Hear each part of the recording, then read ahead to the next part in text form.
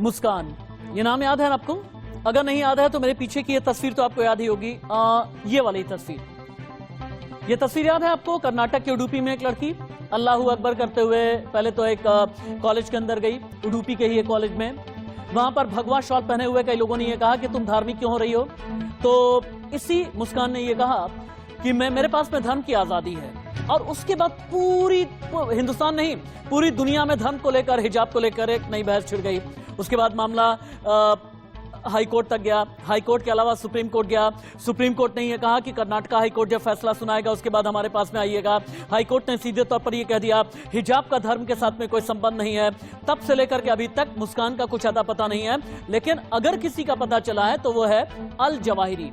ये चेहरा भी आपको याद होगा, याद है ना? अल जवाहिरी यानी अलकायदा का सरगना। अलकायदा के सरगना को मुस्कान का हिजाब पसंद है, अलकायदा के सरगना को मुस्कान का अल्लाहू अकबर कहना पसंद है। नमस्ते मैं राशिद। कर्नाटक के उडुपी से जो एक आग निकली, इस आग ने पूरे हिंदुस्तान में एक शोले भड़काए। शोला हिजाब के नाम पर, शोला धर्म के नाम पर। लेकिन अब मुस्कान के फेवर में आ गया है अलकायदा, मुस्कान के पक्ष में खड़ा हो गया अल जवाहिरी। अल जवाहिरी ने सीधे तौर पर यह कह दिया कि मुस्कान के साथ में पूरी कौम को इकट्ठा हो जाना चाहिए। वही मुस्कान जिसने अल्लाहू अकबर का नारा लगाते हुए ये कहा था कि धर्म की आजादी, हिजाब की आजादी मुझे मिलना चाहिए। वही मुस्कान जो अदालत तक जिसके साथी पहुंच गए और ये कहने लगे कि हिजाब का मतलब यह है कि इस्लाम, लेकिन हाई कोर्ट ने सीधे ये कह दिया कि इस्लाम का मतलब हिजाब नहीं होता। इसी मुस्कान के पक्ष में आकर अल जवाहिरी क्यों खड़ा हो गया? मुस्कान के पक्ष में अलकायदा क्यों है? यह सबसे बड़ा सवाल। पहली बड़ी खबर इस वक्त की बिग ब्रेकिंग, कर्नाटक हिजाब विवाद में अलकायदा की एंट्री हो गई है। मुस्कान की तारीफ में कविता पढ़ता नजर आया अल जवाहिरी। अलकायदा का मुखिया है अल जवाहिरी। अलकायदा की एंट्री के बाद हिजाब विवाद ने तूल पकड़ लिया है। अल जवाहिरी ने क्या वीडियो रिलीज किया है, एक बार देखिए। كتبت هذه العبارات رغم أني لست بشاعر فتقبلها أختنا الكريمة على ضعفها. شمخ الحجاب مكبرا لن أستكين، هتف الحجاب تعلموا مني اليقين. أنا عزة الإسلام رغم الحاقدين، أنا بنت إسلامي وعز المسلمين. كبرت في هند فرد مكبرين، في القدس في كشمير كل المؤمنين. فانهدت الأصنام فوق الراكعين، وانهارت الأحجار فوق العابدين، وتصدعت لما رأتني لا ألين. لبيك يا أختاه لسنا قاعدين، فلتثبتي فالله خير الناصرين. जो दर्शक अभी अभी इंडिया न्यूज के साथ ट्यून इन हुए हैं उनकी जानकारी के लिए बता दें कि यहाँ पर मेरे दाईं तरफ आपको अगर आप खबर से रूबरू नहीं हैं क्या हुआ था फरवरी में इस साल की शुरुआत में, ये आपको हम बता रहे हैं, यानी मुस्कान कौन है। बाईं तरफ आपको हम ये बता रहे हैं कि अल जवाहिरी ने कैसे मुस्कान का समर्थन किया है और अल जवाहिरी कौन है। जैसे ही अलकायदा ने मुस्कान का समर्थन किया, एक हिंदुस्तानी लड़की का समर्थन किया, हिजाब वाली मुस्कान का समर्थन किया, वैसे ही फिर से सियासी बहस छिड़ गई है। राजीव प्रताप टूडी बीजेपी के नेता और राकेश सिन्हा, इन दोनों का क्या कहना है, सुनिए।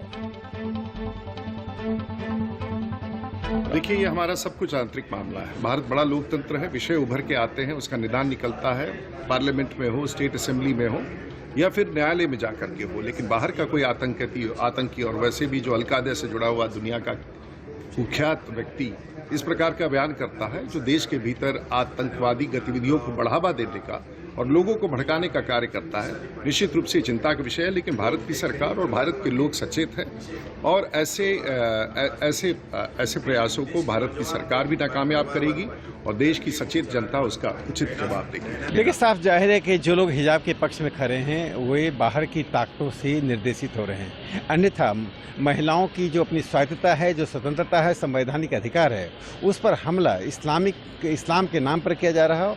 और वो जो ताकतें हैं जो बाहर से भारत को अस्थिर करना चाहती हैं, देश के सांप्रदायिक सौहार्द को समाप्त करना चाहती हैं और महिलाओं को एक पितृसत्तात्मक समाज में कैद करके रखना चाहती हैं, ऐसी ताकतों का सामने आना दिखाता है कि भारत की जनता सचेत हो जाए और ऐसी ताकतों को हम परास्त करें। आपको लगता है कि हिजाब मामले में भी आपको कहीं न कहीं पूरी तौर पर साजिश? देखिए, एक बाहर जो इस्लामिक जिहादी ताकतें हैं, जो संगठन हैं, जो मृत प्राय हो गई हैं, वे ऐसी चीज़ों को ढूंढ रही हैं और देश में उनके लिए खाद पानी देने के लिए कुछ ताकतें हैं। सवाल ये पैदा होता है कि जब हाईकोर्ट का फैसला आ गया तो फिर से हिजाब विवाद को तूल कौन देना चाहता है? हिजाब विवाद में अलकायदा कहां से आ गया? जवाहिरी ने वीडियो रिलीज किया है। वीडियो के नाम पर फिर कहीं धर्म की आग न भड़काई जाए, जिसके शोले दिल्ली तक पहुंच जाते हैं। मेरे दो सीनियर कोलीग मेरे साथ जुड़े हुए हैं। मेरे एग्जीक्यूटिव एडिटर, मेरे सीनियर कोलीग जयप्रकाश रमैया मेरे साथ में हैं। मेरे chief of bureau Rakesh Kumar Singh भी दिल्ली से जुड़े हैं। लेकिन पहले हम जयप्रकाश रमैया के पास में चलते हैं, बेंगलुरु से रिपोर्ट कर रहे हैं। जेपी, अभी तक जो खबर सामने आई है वो ये कि कर्नाटक हाईकोर्ट के फैसले के बाद अब पहली बार हिजाब विवाद फिर से भड़का है। तब जबकि अलकायदा का वीडियो आया, तब जबकि अल जवाहिरी ने यह कहा कि हिजाब के नाम पर अगर झंडा बुलंद किया है, मुसलमानों के लिए झंडा बुलंद किया है, तो फिर इसकी तारीफ की जानी चाहिए। क्या माना जाए कि अलकायदा के इस वीडियो के साथ में फिर से माहौल खराब करने की कोशिश हो रही है? जी बिल्कुल, कोशिश तो है, क्योंकि हिजाब मामले को होते हुए 2 महीना हो गया है। कर्नाटका हाईकोर्ट ने मैटर ऑफ सेटल कर दिया है कि स्कूल्स में जो कमिटी होती हैं, वो कमिटी का वर्ड फाइनल होता है और धर्म स्कूल के अंदर नहीं होता। और इस मामले को हाईकोर्ट ने, डिविजनल बेंच ने भी डिक्लेयर कर दिया है, वर्डिक्ट आ गया है। लेकिन इसको सुप्रीम कोर्ट में भी अर्जेंट पिटीशन फाइल किए थे, लेकिन सुप्रीम कोर्ट ने कहा है कि डोंट पुश द मैटर, ये मैटर अर्जेंट नहीं है एंड हम अपने हिसाब से इसको सुनते हैं। तो मैटर तो सेटल हो चुका है, अभी 2 महीना हुआ है। उसके बाद में अभी ये जो अल जवाहिरी का वीडियो अभी आता है, तो इसमें साफ जाया है कि विदेश की ताकतें यहाँ पे फिर से आग भड़काने की कोशिश कर रहे हैं। जेपी, मैं एक चीज जानना चाह रहा था कि इतने दिनों तक अब मुस्कान कहाँ पर है? क्या मुस्कान से किसी भी तरह का कोई कांटेक्ट हुआ है आपका? मुस्कान ये मंड्या डिस्ट्रिक्ट है जो मैसूर की तरफ आता है, वहाँ एक कॉलेज में पढ़ती है वो लड़की। और एग्जाम्स अभी हाल ही में एग्जाम्स खत्म हुए हैं। 5 पेपर में से 2 पेपर में उन्होंने एब्सेंटी थे और पेरेंट्स का भी बयान आया है कि किसी और इंस्टीट्यूशन के लिए एडमिशन के लिए जा रही है वो लड़की। और पेरेंट्स का ऑन रिकॉर्ड ये स्टेटमेंट यही है कि उनकी बच्ची खाली पढ़ने के लिए जाती है और रिलीजन जो है वो आपस का मामला है और they don't want to comment on this issue, they are not politicians, they do not want to politicise the issue.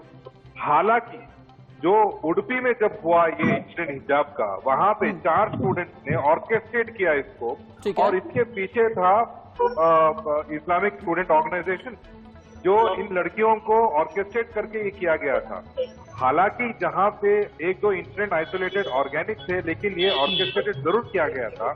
और इसी को मानते चलिए कि अगर अल जवाहिरी स्टेटमेंट ऐसा रिलीज करता है तो ये तो डेस्परेट अटेम्प्ट है अलकायदा की इंडिया की अंदरूनी जो मामले हैं इसके दखल देके और टेररिज्म को एक बढ़ावा देने के लिए ये स्टेटमेंट आ चुका है। I think security forces have taken it seriously. अब ठीक है, इसके बारे में काम हम ये करते हैं, दिल्ली चलते हैं। मेरे chief of bureau Rakesh Kumar Singh भी हैं। राकेश, अगर किसी हिंदुस्तानी हिजाब वाली लड़की जो अल्लाह अकबर चिल्लाए उसे लेकर के अलकायदा का वीडियो आता है, अल जवाहिरी का वीडियो आता है, यानी अलकायदा के सरगना का अगर वीडियो आ रहा है, तो यकीनन होम मिनिस्ट्री में हलचल होगी। सिक्योरिटी एजेंसीज, इन्वेस्टिगेशन एजेंसीज कैसे देख रही हैं? देखिए राशिद, जहां तक इस वीडियो के बारे में है, जैसे ही वीडियो की जानकारी सुरक्षा बलों को पता चली, उसके बाद तमाम जो सुरक्षा एजेंसियां, खासतौर पर आईबी जो है इस पूरे मसले को लेकर इसकी वीडियो की जो विश्वसनीयता है उसकी जांच की जा रही है। और जिस तरह से तथ्यों जिसकी जानकारी जिसमें इसमें बात की गई है उसको काफी गंभीरता से लिया गया है, क्योंकि शुरू से ही आईबी का मानना रहा था कि हिजाब मामले में कहीं न कहीं कुछ संगठन है जो इसको लेकर हवा दे रहे हैं। तो ऐसी स्थिति में अल जवाहिरी का सामने आना इस मामले को काफी गंभीर बनाता है और इससे साफ साबित होता है। राकेश, एक मिनट रुकिए। जेपी, चूंकि आप कर्नाटक के बारे में बहुत अच्छे से हमें बताते रहे, वहां की रिपोर्ट देते रहे, मुझे एक बात ये बताइएगा कि लोकल इंटेलिजेंस इनपुट जो आपको मिलता है उसके जरिए क्या ये माना जाए कि हिजाब विवाद को बार बार हवा देने की कोशिश की जाती है? कभी इस तरह के वीडियो का इस्तेमाल किया जाता है, कभी कुछ बयानों का इस्तेमाल किया जाता है, कभी कुछ रेफरेंसेस का इस्तेमाल किया जाता है, कभी कुछ हिस्ट्री का इस्तेमाल किया जाता है। क्या कोई एक फैक्शन ऐसा है जो हिजाब को जिंदा अभी भी रखना चाहता है?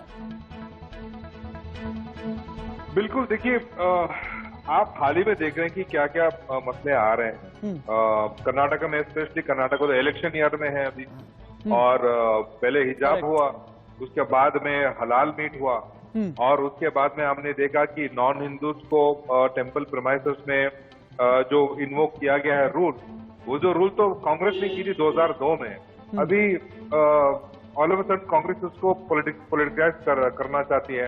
और कल रात को आया बैन मुस्लिम मैंगो वाला इश्यू भी आया है। तो एक तरफा देखा जाए तो एक के बाद एक इंसिडेंट जो मसले आ रहे हैं, और इसके बीच में ये वीडियो आना तो लगता है, मेरी शक है, I am just connecting the dots. मेरे एग्जीक्यूटिव एडिटर जेपी जो व्हाट मीट्स द हाइट। हाँ, जेपी जो बात कर रहे हैं ना, जेपी ने खबर की कैनवास को बहुत बड़ा कर दिया है। राकेश, चूंकि आप दिल्ली में हैं, जेपी का ये कहना है कि इस पूरे मुल्क में एक अजीब सा ट्रेंड चल गया है। कभी अजान को लेकर के विवाद हो रहा है, कभी हनुमान चालीसा बीच में आ रहा है, कभी आप देखें राजस्थान में चले जाएं, वहां के मुख्यमंत्री जो हैं ये कह देते हैं कि हम जो मुस्लिम इलाके हैं रमजान में बिजली जो है फ्री देंगे। ये आईसिस का वीडियो अब सामने आ रहा है। फिर उसके बाद आप किसी और स्टेट में चले जाते हैं, वहां पर पता ये चलता है एक क्रिश्चियन लड़का है, उर्दू नहीं बोल पाया तो उसकी हत्या कर दी गई या मारा पीटा गया। कर्नाटका में हुआ। ये जो ट्रेंड चल रहा है राकेश, ये ट्रेंड क्या है? दिल्ली में जो सिक्योरिटी एजेंसीज हैं उन्हें क्या लगता है, इस ट्रेंड से इनपुट क्या मिल रहा है उन्हें? देखिए, कश्मीर में भी है, कश्मीर में भी जेपी कुछ कहना चाहते हैं, जेपी कुछ कहना चाहते हैं। यस जेपी, कश्मीर में भी हो रहा है, कश्मीर में भी, हाँ कश्मीर में भी टारगेटेड किलिंग हो रहा है। हाँ, करेक्ट। राकेश, अब आइए बीच में आप। देखिए राशिद, जहां तक कर्नाटक का इशू है, कर्नाटक, राजस्थान और कश्मीर के जो हालात हैं कुछ अलग हैं, और जिस तरह से वहां पर सुरक्षा एजेंसियां स्थिति को सामान्य करने में लगी हुई हैं, ऐसे में अब पाकिस्तानी खुफिया एजेंसी ISI की बौखलाहट, आप टारगेट किलिंग और गैर कश्मीरी किलिंग और जो कश्मीरी पंडित हैं उन पर हमला के रूप में देख रहे हैं। रही बात कर्नाटक को लेकर, कर्नाटक में जो IB का मानना है कि इसमें जो ताकतें हैं, जो इस्लामी कुछ ऐसे ताकतें हैं जो कि इसको भड़काना चाहते हैं, और अगर लोग भड़काना चाहते हैं तो कांग्रेस के नासिर हुसैन और शिवसेना के प्रियंका चतुर्वेदी का क्या कहना है, एक बार हम सुनते हैं। आप दोनों का बहुत बहुत धन्यवाद। एक बार सुनते हैं कि हम अल जवाहिरी के वीडियो पर शिवसेना और कांग्रेस का रिएक्शन क्या है, सुनाया जाए। हिजाब, हलाल, सुन्ना, अज़ान, वही मैं यही कह रहा हूँ कि इन सब मुद्दों के ऊपर चुनाव जीतना चाह रही है। कर्नाटका में ये लगातार चुनाव हारते आई है। कर्नाटका में इन्होंने बाई इलेक्शन हारा, इन्होंने कॉर्पोरेशन इलेक्शन हारा, इन्होंने अर्बन लोकल बॉडीज इलेक्शन हारा, इन्होंने MLC इलेक्शन हारा है। इनको लग रहा है कि चुनाव कहीं हार ना जाए, इसीलिए जो है उत्तर प्रदेश में इन्होंने जो खेल किया, उत्तराखंड में जो खेल किया, उसी चीज को वहां पे कर्नाटका में एक्सपेरिमेंट करने की कोशिश करें। ये नॉन इश्यूज है, नॉन स्टार्टर्स है, वहां पे भी जो है बेरोजगारी है, वहां पे भी महंगाई है। ये किस संदर्भ में बोल रहे हैं, क्यों बोल रहे हैं, हम काय को उनको तवज्जो दे रहे हैं, किस बात के लिए हम उनकी बात सुन रहे हैं, हम क्यों इस पे चर्चा कर रहे हैं? हमारा देश संविधान के हिसाब से चलता है, हमारा देश न्याय प्रणाली के हिसाब से चलता है। एक निर्णय लिया गया है, उसका सम्मान सभी को करना चाहिए। और अलकायदा जैसी जो ये टेररिस्ट ऑर्गेनाइजेशंस हैं, वो ऐसे बहुत आए हैं, बहुतों ने कुछ बातें कही हैं इंडिया के बारे में, पर इंडिया अपने काम पे कायम रहेगा। तो ये जो है जिस तरह से अलकायदा का रुख है, क्या आप मानती हैं कि सभी दलों के सांसदों का इसकी जो है आलोचना करना चाहिए? सभी करेंगे, कौन नहीं करेगा? कि कोई दूसरे देशों में क्या चल रहा है, हमारे देश के अंदरूनी मामले में वो इंटरफेयर कर रहे हैं, और मैं तो मानती हूँ ये ज़्यादा डैमेज कर रहे हैं उन लोगों को जो इसके समर्थन में खड़े हैं।